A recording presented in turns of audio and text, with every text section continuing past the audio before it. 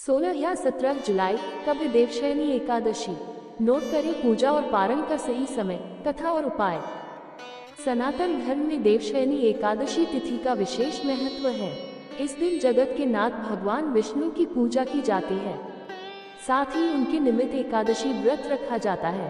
इस दिन से जगत के पालनकर्ता भगवान विष्णु क्षीर सागर में विश्राम करने चले जाते हैं।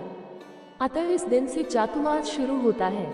चातुर्मास के दौरान शुभ कार्य करने की मनाही है। इसके लिए देवशयनी एकादशी से लेकर देवउठनी एकादशी तिथि तक कोई भी मांगलिक कार्य नहीं किया जाता है। हालांकि देवशयनी एकादशी की तिथि को लेकर साधकों के मन में असमंजस है। आइए देवशयनी एकादशी की सही तिथि एवं शुभ मुहूर्त जानते हैं। शुभ मुहूर्त। वैदिक पंचांग के अनुसार आषाढ़ माह के शुक्ल पक्ष की एकादशी तिथि 16 जुलाई को शुरू होगी। इस दिन एकादशी तिथि संध्याकाल 8:33 पर शुरू होगी। वहीं इस तिथि का समापन 17 जुलाई को शाम 9:02 पर होगा। कब है देवशयनी एकादशी? सनातन धर्म में निशा काल के दौरान होने वाली पूजा अनुष्ठान को छोड़कर सभी व्रत त्योहार के लिए उदया तिथि से गणना की जाती है। इसके लिए देवशयनी एकादशी 17 जुलाई को मनाई जाएगी। सनातन धर्म के जानकारों की माने तो दूजी एकादशी तिथि वैष्णव समाज के अनुयायियों के लिए समर्पित होता है। आसान शब्दों में कहें तो दूजी तिथि पर वैष्णव जन व्रत उपवास रखते हैं। हालांकि ये तिथि गणना पर निर्धारित होता है। देवशयनी एकादशी पर दूजी तिथि का योग नहीं बन रहा है। इसके लिए सामान्य जन और वैष्णवजन एक साथ ही देवशयनी एकादशी मनाएंगे। पारण समय। एकादशी व्रत के अगले दिन सूर्योदय के पश्चात पारण किया जाता है। ज्योतिषियों की माने तो द्वादशी तिथि से पूर्व पारण कर लेना चाहिए। द्वादशी तिथि पर पारण नहीं किया जाता है। अतः 18 जुलाई यानी गुरु प्रदोष व्रत तिथि पर सूर्योदय होने के बाद सुबह 5:35 से लेकर 8:20 मध्य व्रत खोल सकते हैं। इस दौरान स्नान ध्यान कर भगवान विष्णु की पूजा करें। इसके पश्चात ब्राह्मणों को अन्न और धन का दान देने के बाद व्रत खोलें। शुभ योग। ज्योतिषियों की माने तो देवशयनी एकादशी शुभ और शुक्ल योग का निर्माण हो रहा है। इसके अलावा सर्वार्थ सिद्धि योग और अमृत सिद्धि योग का भी संयोग बन रहा है। इस दौरान जगत के पालनहार भगवान विष्णु की पूजा करने से साधक की हर मनोकामना अवश्य ही पूरी होगी। भगवान शिव संभालते हैं कार्यभार। सृष्टि के संचालक और पालनहार भगवान श्री हरि विष्णु हैं। ऐसे में देवशयनी एकादशी के बाद भगवान पूरे 4 महीने के लिए योग निद्रा में चले जाते हैं। इस अवधि को भगवान का भी शयनकाल कहा जाता है। मान्यता है कि भगवान विष्णु के शयनकाल में जाने के बाद सृष्टि के संचालन का कार्यभार भगवान शिव संभालते हैं। इसलिए चातुर्मास के 4 महीनों में विशेष रूप से शिव जी की उपासना फलदायी है। देवशयनी एकादशी का महत्व। देवशयनी एकादशी का व्रत रखने से व्यक्ति को धन, स्वास्थ्य और समृद्धि की प्राप्ति होती है। इस दिन व्रत और पूजा करने से समस्त पापों का नाश होता है और मोक्ष की प्राप्ति होती है। इस एकादशी के व्रत से विशेष रूप से शनि ग्रह के दुष्प्रभावों से मुक्ति मिलती है और जीवन में सुख, शांति और समृद्धि आती है। ऐसा माना जाता है कि इस व्रत के प्रभाव से भगवान विष्णु की कृपा प्राप्त होती है और सारे कष्ट दूर हो जाते हैं। पूजा विधि। स्नान और संकल्प व्रत करने वाले व्यक्ति को ब्रह्म मुहूर्त में स्नान कर स्वच्छ वस्त्र धारण करने चाहिए। इसके बाद भगवान विष्णु की पूजा का संकल्प लें। मंदिर की सजावट। घर के मंदिर को स्वच्छ करें और भगवान विष्णु की मूर्ति या तस्वीर को गंगाजल से स्नान कराएं। उन्हें पीले वस्त्र पहनाएं और सुंदर फूलों से सजाएं। पूजा सामग्री। पूजा के लिए चंदन, तुलसी पत्र, अक्षत, धूप, दीप, नैवेद्य, पंचामृत, फल और पीले फूलों का उपयोग करें। पूजा विधान। भगवान विष्णु की मूर्ति के समक्ष दीप प्रज्वलित करें और धूप, दीप, चंदन, पुष्प आदि अर्पित करें।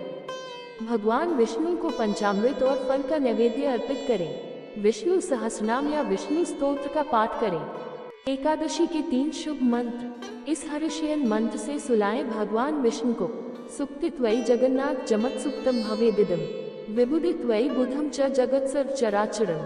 हिंदी भावार्थ। हे प्रभु, आपके जगने से पूरी सृष्टि जागृत हो जाती है और आपके सोने से पूरी सृष्टि, चर और अचर सो जाते हैं। आपकी कृपा से ही यह सृष्टि सोती है और जागती है। आपकी करुणा और कृपा हमारे ऊपर बनाए रखें। देवशयनी एकादशी संकल्प मंत्र। सत्यस्त सत्य संकल्प, सत्यविद सत्यदस्तथा, धर्मो धर्मी च कर्मी च सर्वकर्म विवर्जित, कर्म कर्ता च कर्मैव क्रिया कार्यम तथा च, श्रीपतिर्नृपति, श्रीमान सर्वस्य पतिरुर्जित। देवशयनी एकादशी विष्णु क्षमा मंत्र। भक्तस्तुतो भक्त पर, कीर्तित कीर्तिवर्धन, कीर्तिर्दीप्ति, क्षमाकांतिर्भक्तश्चैव दयापरा। देवशयनी एकादशी व्रत कथा। धर्मराज युधिष्ठिर ने कहा, हे केशव, आषाढ़ शुक्ल एकादशी का किस नाम से जानी जाती है? इस व्रत की करने की विधि बताओ और किस देवता का पूजन किया जाता है? श्री कृष्ण कहने लगे कि हे धर्मराज युधिष्ठिर, मैं तुमसे वह कथा कहता हूँ जो कथा ब्रह्मा जी द्वारा देवऋषि नारद जी को बताई थी। एक समय देवऋषि नारद जी ने भगवान ब्रह्मा जी से देवशयनी एकादशी के विषय में जानने की उत्सुकता प्रकट की। उस समय ब्रह्मा जी ने बताया कि सतयुग में एक महान प्रतापी राजा चक्रवर्ती सम्राट मांधाता राज करते थे। प्रजा उनके राज्य में बहुत ही प्रसन्ना थी, किंतु भविष्य की कल्पना कोई नहीं कर सकता। मांधाता भी भविष्य को लेकर अनभिज्ञ थे कि उनके इस सुखी राज्य में बहुत ही जल्द भयंकर अकाल पड़ने वाला है। 3 वर्षों से वर्षा न होने के कारण उनका राज्य बहुत ही भयंकर अकाल का सामना कर रहा था। इस कारण राज्य में चारों ओर त्राही त्राही मच गई। अकाल की स्थिति से राज्य में कथाव्रत, हवन, पिंडदान, धर्म पक्ष के यज्ञ आदि में कमी हो गई।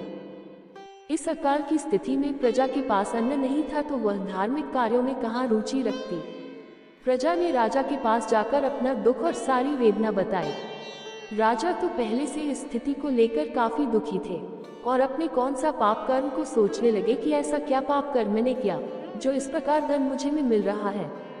इस स्थिति का कोई उपाय न मिलता देख राजा उपाय खोजने वन वन भटकने सेना सही निकले और कई महात्मा और मुनियों से आशीर्वाद लेते हुए घूमने लगे। एक दिन वन में उन्हें ब्रह्मा जी के पुत्र महर्षि अंगिरा जी मिले और वे उनके आश्रम ले गए, जहाँ पहुँच करके और राजा ने उनकी चरण वंदना की और उन्हें साष्टांग प्रणाम किया। ऋषिवर ने आशीर्वचन के बाद राजा से कुशल क्षेम पूछा और फिर राजा से जंगल में विचरने व अपने आश्रम में आने का कारण जानना चाहा। तब राजा ने हाथ जोड़कर कहा, हे महात्मन, मैं अपने राज्य में सभी प्रकार से धर्म का पालन करता हूँ, फिर भी मैं अपने राज्य में अकाल का दृश्य देख रहा हूँ। कृपया मुझे बताएं कि किस कारण से ऐसा हो रहा है और इस संकट का इसका समाधान करें। ये सुनकर महर्षि अंगिरा ने कहा, हे राजन, सब युगों से उत्तम ये सतयुग है। इसमें छोटे से पाप का भी बड़ा भयंकर दंड मिलता है। इसमें धर्म अपने चारों चरणों में व्याप्त रहता है। राजा ने कहा कि कृपा करके आप कोई उपाय बताएं। महर्षि अंगिरा ने बताया, आषाढ़ माह में शुक्ल पक्ष की एकादशी, जिसे देवशयनी एकादशी भी कहा जाता है, उसका का व्रत विधि पूर्वक करे और प्रजा को तथा ब्राह्मणों को फलाहार के साथ दान दे। इस व्रत के का प्रभाव अवश्य ही तुमको फल देगा और अवश्य ही वर्षा होगी। राजा महर्षि से उपाय जानकर उनकी आज्ञा लेकर तुरंत ही अपने राज्य की राजधानी की ओर लौट आए और अपने राज्य की प्रजा के चारों वर्णों सहित पद्मा एकादशी यानी देवशयनी एकादशी का विधिपूर्वक व्रत किया। व्रत का प्रभाव ऐसा पड़ा कि उनके राज्य में बहुत ही मूसलधार वर्षा हुई। प्रजाजन खुशी से नाचने लगी और फिर से पूरा राज्य धन धान्य से परिपूर्ण हो गया।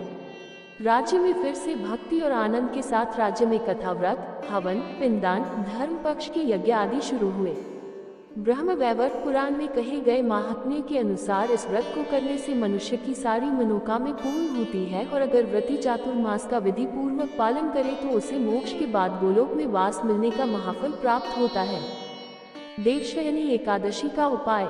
यदि घर में सुख समृद्धि चाहते हैं तो देवशयनी एकादशी के दिन भगवान विष्णु का दक्षिणावर्ती शंख से जलाभिषेक करें। इससे भगवान विष्णु के साथ मां लक्ष्मी का भी आशीर्वाद मिलेगा और आपके घर में सुख समृद्धि। देवशयनी एकादशी के दिन स्नान आदि के बाद साफ कपड़े पहने और तुलसी के पौधे की पूजा करें। तुलसी से अपने अच्छे दाम्पत्य जीवन के लिए प्रार्थना करें, इससे आपके दाम्पत्य जीवन में मधुरता बनी रहेगी। देवशयनी एकादशी के दिन पूजा के दौरान 1 रुपए का सिक्का श्रीहरि विष्णु की फोटो के पास रख दें। फिर पूजा के बाद इस सिक्के को लाल कपड़े में बांधकर अपनी तिजोरी में रख लें। इससे भगवान विष्णु के साथ आप पर मां लक्ष्मी की कृपा बनी रहेगी और घर में धन धान्य की कमी नहीं होगी। यदि आपके मनपसंद विवाह में अड़चने आ रही हैं तो देवशयनी एकादशी के दिन स्नान के बाद भगवान विष्णु को प्रणाम करें और आसन बिछाकर उस पर बैठ जाएं। फिर विष्णु जी के मंत्र ओम नमो भगवते नारायणाय का 11 बार जाप करें। देवशयनी एकादशी के दिन चावल से बनी चीजें भी न खाएं। इस एकादशी के दिन महिलाओं को पूर्ण स्नान नहीं करना चाहिए। देवशयनी एकादशी के दिन नाखून या बाल काटने नहीं चाहिए। देवशयनी एकादशी के लाल या पीले रंग के ही कपड़े पहने। दोस्तों, जानकारी अच्छी लगी हो तो कृपया वीडियो को लाइक करना और चैनल को सब्सक्राइब करना। धन्यवाद।